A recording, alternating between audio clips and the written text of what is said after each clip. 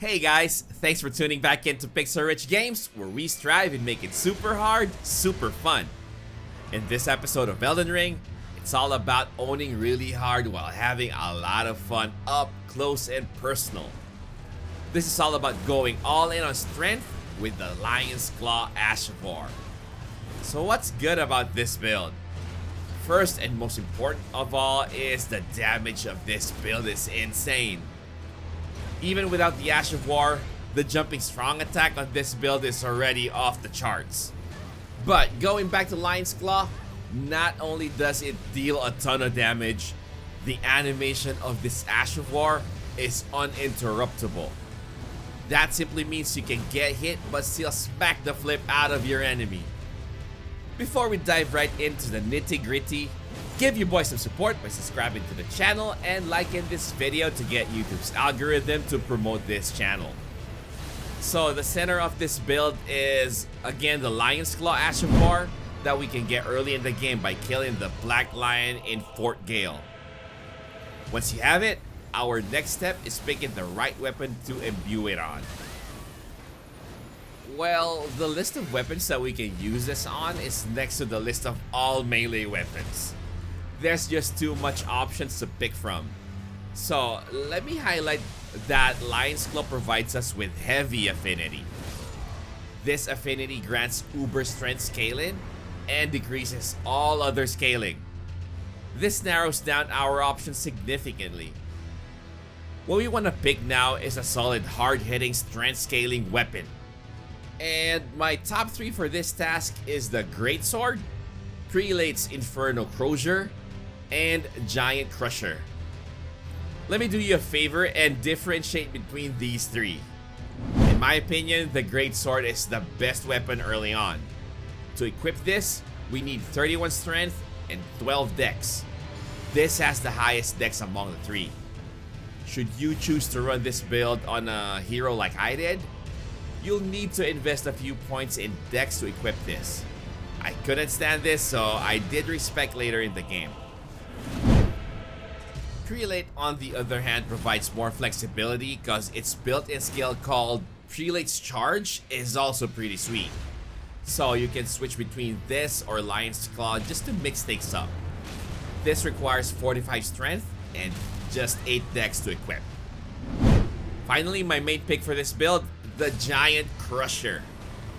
This weapon is huge. It scales off of nothing but strength, which goes perfectly on how we want to build. Its strength scaling with heavy affinity is also the highest at S tier. And in my book, this also gets an S tier in the look department. To equip this, you only need strength. No dex, no nothing, just strength. But you need 60. It's a pretty hefty investment, but I really think it's well worth it. One drawback though is your eyes may need a bit of getting used to carrying this huge weapon. It's so big that it blocks the center of your screen, and I occasionally found myself trying to look over it like I could. Now we have our weapon options set. Let's talk Talisman. Since we're running an offensive Ash of War, the best in slot for damage is the Shard of Alexander that boosts the attack power of skills by a solid 15%. Now, if you're gonna build exactly like I did, another must-have talisman is the Great Jar's Arsenal that raises our max equip load by 19%. For our third talisman, I highly recommend running ERDTREE'S Favor.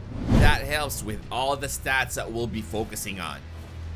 This increases HP by 3%, stamina by 6.75, and equip load by 5%.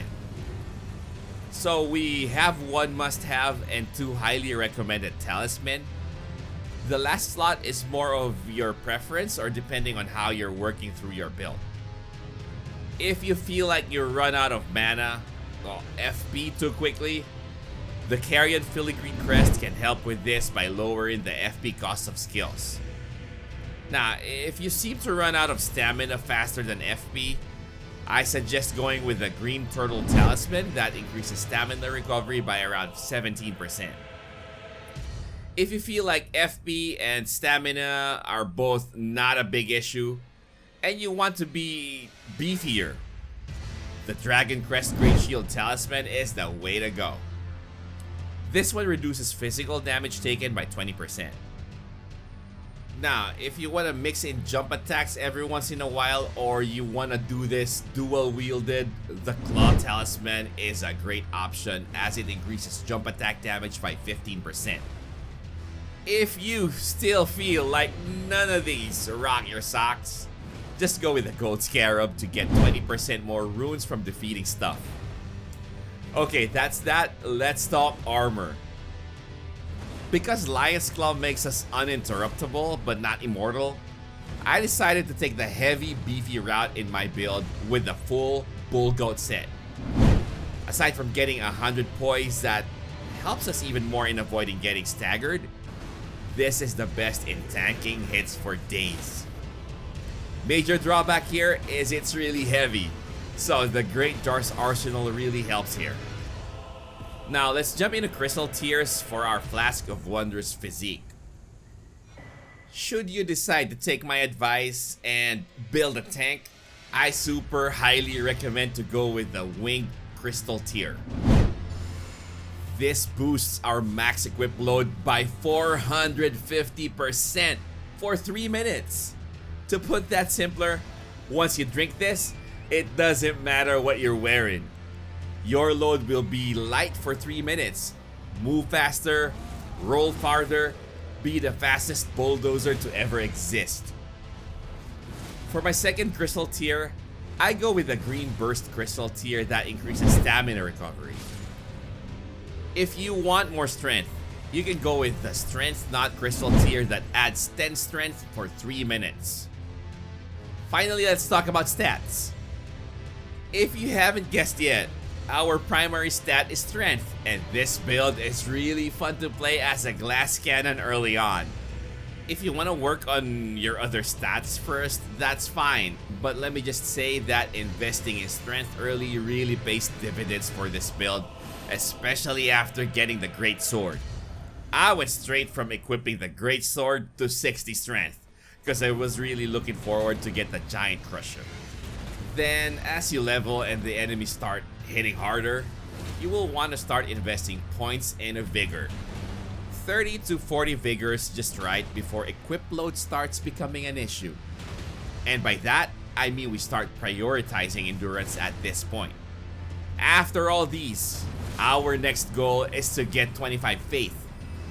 At 15 Faith, we can start using Flame Grant Me Strength, and then at 25, Golden Vow comes into play. After Faith, I would suggest aiming to get 60 Vigor and 50 Endurance. Mind is the next best stat when you're done with all of these. Being able to clap anything without having to drink an FP pot, I think is just great. This is another highly recommended build that I highly recommend, so just give it a go. I'm pretty sure that you'll have lots of fun with it just like I did. If you don't, well, that's just too bad. Alright, that's it for me in this episode. I hope you find this guide useful. Thanks again for watching this video. Don't forget to subscribe to the channel and like this video to see more content on Elden Ring. Hit that bell to get notified whenever I have a new vid out. See you on the next one. Stay healthy, keep safe, and God bless us all.